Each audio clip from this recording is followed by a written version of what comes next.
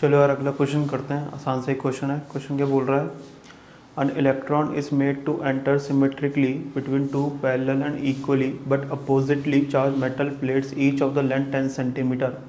The electron emerges out of the electric field region with the horizontal component of the velocity 10 की power 6 meter per second. If the magnitude of the electric field between the plates is 9.1 volt per centimeter, then the vertical component of the velocity of the electron is. तो ये अपने पास दो plates हैं।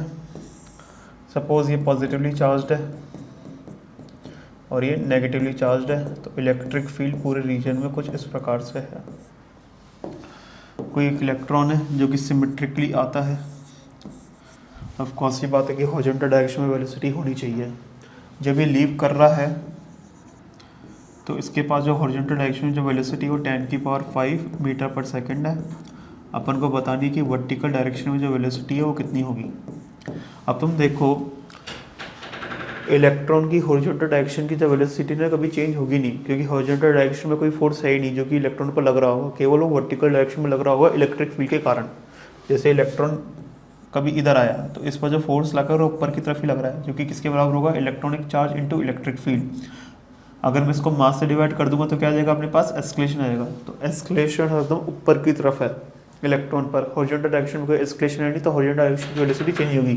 तो जब ये enter कर रहा होगा तो इसकी वेलोसिटी कितनी होगी हॉरिजॉन्टल डायरेक्शन में? 10 की पावर 5 मीटर पर सेकंड ही होगी। वर्टिकल डायरेक्शन में कुछ होगी नहीं, क्योंकि सिमेट्रिकल वे में एंटर कर रहा है।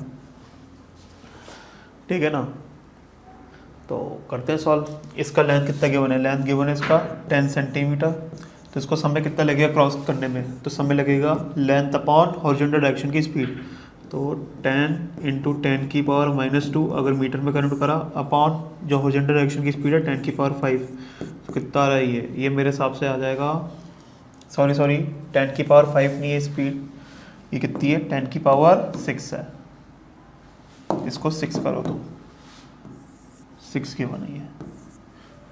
ठीक है, तो ये कितना आ जाएगा? ये मेरे हिसाब से आएगा 10 की पावर -7 सेकेंड। तो इतने समय बाद वर्टिकल डायरेक्शन में जो वेलोसिटी कितनी आ जाएगी? तो यू वाई तो कुछ है नहीं, और v y is equals to u y plus a y into t मैं लिख सकता हूँ, और ए वाई की वैल्यू इसके बराबर होगी। तो v y is equals to a y into t. A y कितना है? Small e into capital E upon m into t. ये बराबर स्मॉल ई कितना होगा? 1.6 इंटू 10 की पावर -19। कैपिटल ई कितना है? तो वोल्ट पर सेंटीमीटर में, तो इसको लिख सकता हूँ मैं 910 वोल्ट पर मीटर अपॉन मास कितना है?